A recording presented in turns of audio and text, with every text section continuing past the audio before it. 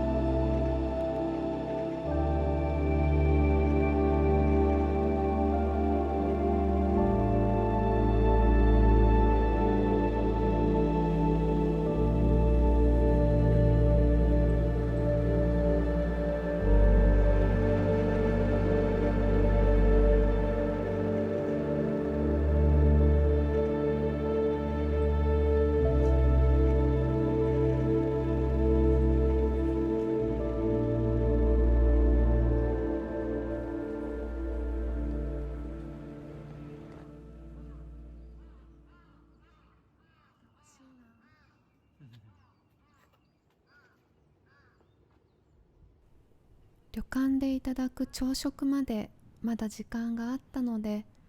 帰りの足で白ひげの滝にも行くことになりました。何度も何度も、このネタをこすり続けて大変申し訳ないのですが、私は本当に北海道に住めてよかった、幸せだと心から思っています。この感動をもっと詩的に表現できればいいのですが、でもそれを簡単に表現できないからこそ魅力的なのかもしれません。白ひげの滝は溶岩層の割れ目から地下水が白ひげのように流れ落ちていきます。落差は約30メートルもあり、地下水が溶岩層などの裂け目から落ちる滝を川柳瀑というそうで、これは日本でも珍しい滝の一つです。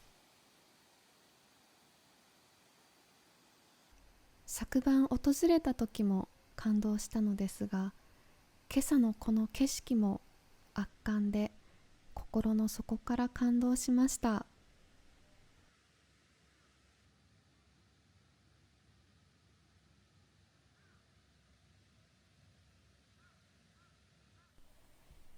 7月下旬のセリフとは思えないのですが、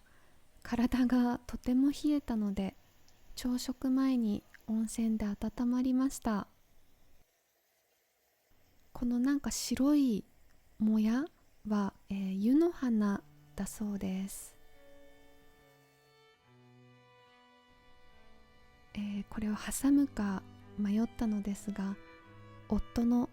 入浴シーンです。早朝に起きたのと青い池での散策をかなり楽しんだので、朝ごはんはもりもりいただきました。朝からこんなにたくさんの種類のご飯をいただけるなんて本当に嬉しくて、とても美味しかったです。本当に素晴らしい旅館でした。また機会があったら行ってみたいなと思います。10時前にチェックアウトを済ませ、次に向かっているのは色彩の丘になります。到着する頃には雲が開けて青空が広がってくれました。1週間ほど前は、訪れる2日間ともに雨と曇り予報だったのですが、ありがたいことにお天気にも恵まれ、とても嬉しく思いました。こちら色彩の丘にもたくさんの観光客の方が訪れており、皆さん楽しそうにお写真を撮られていました。色彩の丘の見頃は7月中旬から9月の中旬頃まで、約15万平方メートルの広さを誇るフラワーガーデンです。この時期のみがシーズンだと思っていたのですが、冬にも絶景が広がり、12月から翌年3月まではスノーランドがオープンし、スノーモービルツーリングを楽しめるそうです。ちょっと個人的にはこちらの方が気になっています。この果てしなく美しい景観は、十勝岳の東側で起こった火山噴火により火山灰と土石流が堆積し、それらが数多くの河川に長い年月をかけ浸食された結果、波状丘陵という地形を形成し、今の状態になったそうです。開拓前はうっそうとした山林だった丘を開拓者の方々が切り開いてくださったとのことです。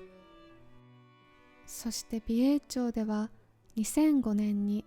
日本で最も美しい村連合を発足し、失ったら二度と取り戻せない美しい景観を町の財産として次の世代に伝える取り組みや、町民との共同による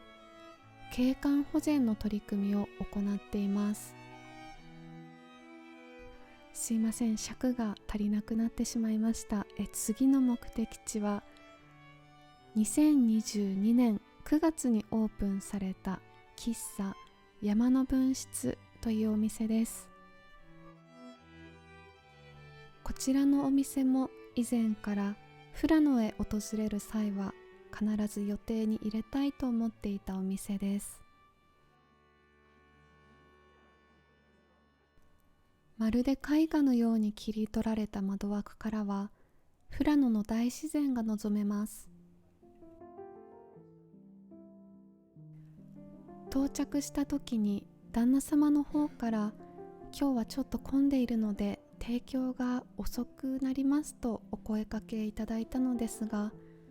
この牧歌的な優しい雰囲気を心から堪能することができ、またとても細やかな気配りの中、素晴らしい時間を過ごすことができました。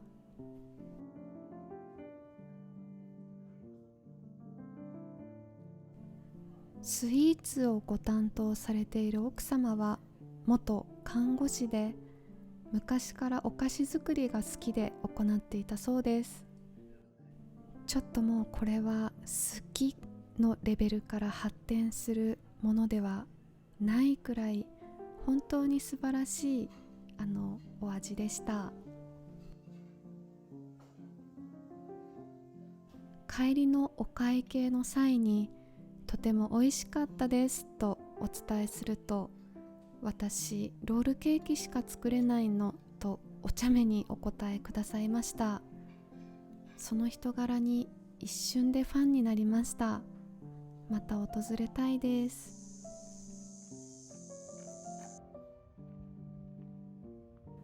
続いては先ほどのカフェから数分ほどで到着する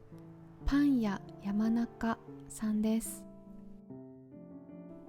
石窯で焼いた国産小麦の風味豊かなパンがとても美味しかったです。こちらでは自宅でのお土産用にいくつか購入させていただきました。お店の何とも言えない素朴な雰囲気にとても癒されました。もちろん味も抜群に美味しかったです。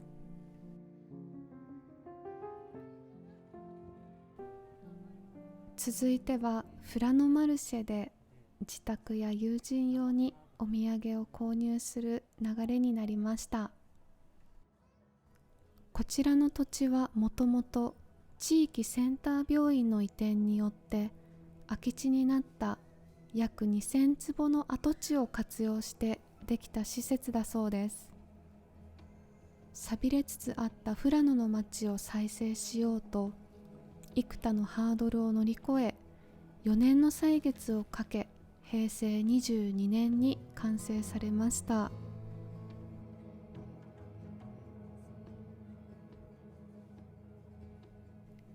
トントン拍子に進み、続いては富良野チーズ工房に到着です。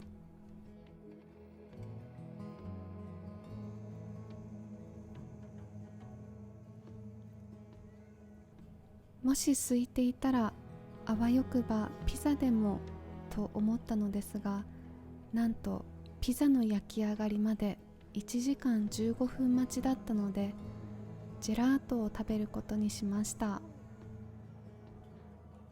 ちなみにこちらも以前夫が一人旅で訪れた場所だそうです。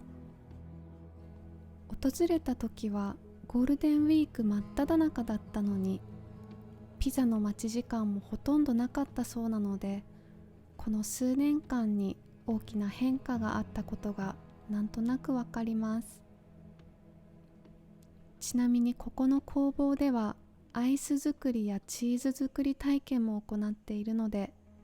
気になる方はぜひチェックしてみてください。富良野チーズ工房のテーマは、酪農地である富良野の牛乳を美味しく無駄なくいただこ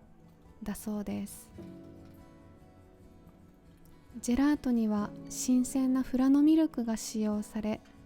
着色料などは使われておらず、素材そのものの味や色を楽しむことができます。味はチーズとハスカップを選びました。口当たりが滑らかでとっても美味しくて、トウキビも追加で注文しようか悩んだのですが、連日食べ過ぎているのでここで控えることにしました。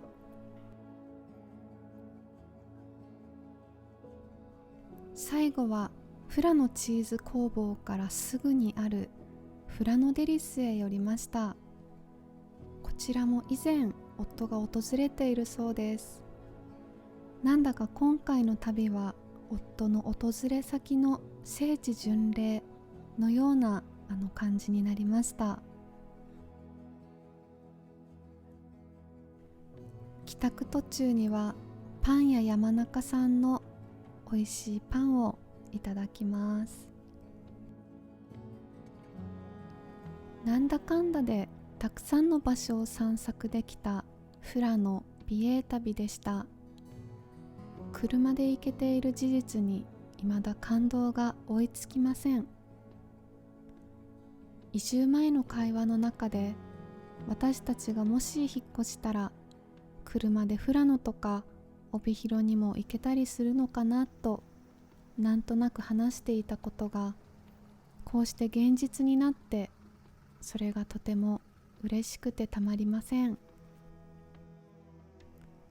北海道の空気を毎日吸えていること、この土地に身を置けていること自体がありがたく、もったいなく、もっともっと大事に扱わなくてはいけないと感じています。自然は広大で無限にありそうな気もするのですが、ずっと長く残していかなくてはいけないと思いました。タンはペットホテルでいろいろなお友達と遊んでいたようで、帰宅後はすぐに眠りについていました。次回の旅の予定は青森にいるおじちゃんとおばちゃんに会う予定です。そちらも少しばかり、動画にできればと思います。